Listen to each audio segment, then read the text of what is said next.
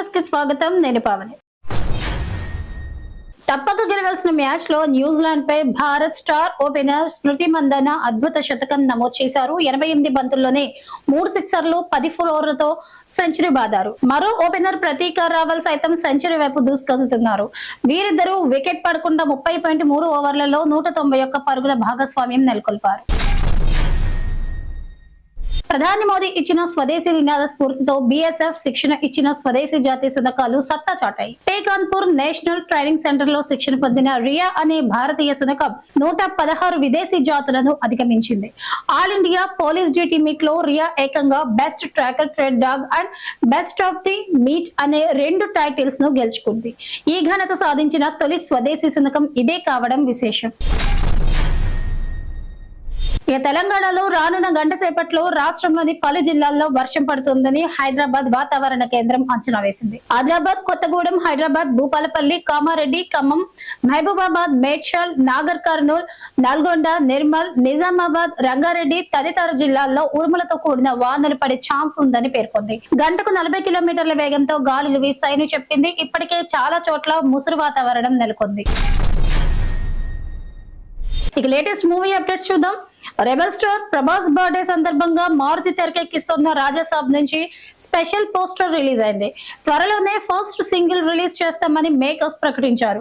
ప్రదీప్ రంగనాథన్ హీరోగా నటించిన dude cinema 100 కోట్ల రూపాయల క్లబ్ లోకి ప్రవేశించింది. ఈ నెల 17న ఈ చిత్రం రిలీజ్ అవగా వారం రోజుల్లోనే 100 కోట్ల రూపాయలు కలెక్ట్ చేయడం విశేషం.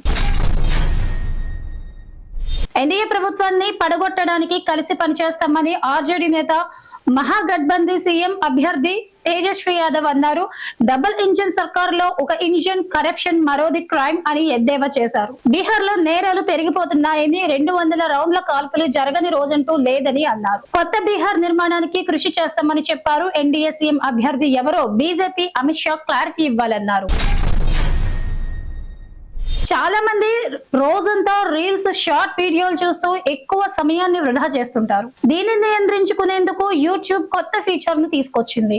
ఇకపై యూజర్లు రోజుకు ఎంత సమయం షార్ట్స్ చూడాలో settings, daily scrolling limit set చేసుకోవచ్చు.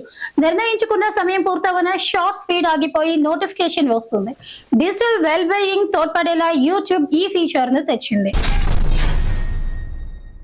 పాక్ ఆర్మీ చీఫ్ అజీం మునీర్ తెహ్రిక్ ఈ తాలిబాన్ పాకిస్తాన్ సవాల్ విసిరింది. తమ పైకి సైనికులను పంపడం మానుకొని ఉన్నతాధికారులే యుద్ధానికి రావాలంటూ వీడియోను రిలీజ్ చేసింది. నువ్వు మగాడువైతే మాతో పోరాడు, తల్లిపాలు తాగుంటే మాతో యుద్ధం చేయి అని అజీం మునీర్ కు టీటీపీ కమాండర్ కజిన్ ఛాలెంజ్ విసిరాడు. కాగా కజిన్ సమాచారం ఇచ్చిన వారికి 10 కోట్ల రూపాయల రివార్డును పాక్ అధికారులు ప్రకటించారు. కేరళ ప్రభుత్వం కే స్మార్ట్ పేరుతో వేగంగా సర్టిఫికెట్లను జారీ చేస్తోంది. తాజాగా ఓ జంటకు వివాహం చేసుకున్న క్షణాల్లో మండపంలోని సర్టిఫికెట్ అందించి అందరినీ ఆశ్చర్యపరిచింది. కేరళలో లావణ్య, విష్ణు వివాహం చేసుకోగా వీడియో కేవైసీ ద్వారా రిజిస్ట్రేషన్ చేసుకున్నారు. పంచాయతీ సెక్రటరీ దీన్ని ధృవీకరించి సర్టిఫికెట్ ఇచ్చారు. ఇలాంటి వేగవంతమైన సేవలు మన దగ్గర ఉండాలని నెటిజన్లు కోరుకుంటున్నారు.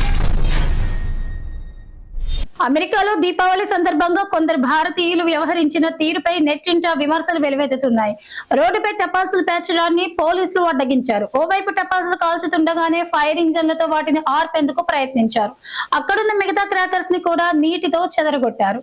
ఇలా చేయడం వల్ల భారతదేశం, భారతీయుల పరువు పోతోందని నెటిజన్లు మండిపడుతున్నారు. ఢిల్లీలో వాయు కాలుష్యం పెరిగిపోవడంతో గ్రేడెడ్ రెస్పాన్స్ యాక్షన్ ప్లాన్ 2 ను ఎయిర్ క్వాలిటీ కమిషన్ అమలు చేస్తోంది. ఇందులో భాగంగా జనం ప్రజా రవాణాను ఉపయోగించాలి. జనవరి వరకు డస్ట్ కారణమయ్యే నిర్మాణ పనులు చేయరాదు. వ్యర్థాలు కాల్చకూడదు. కార్మికులు మెషిన్లతో దుమ్మును క్లీన్ చేసి నీళ్లు చల్లనున్నారు. ఎన్జీఆర్ స్ట్రేట్స్ నుంచి వచ్చే బస్సులను అనుమతించరు. ఇది వాటి టాప్ 10 న్యూస్. రేపటి టాప్ 10 న్యూస్ లో మళ్ళీ కలుద్దాం.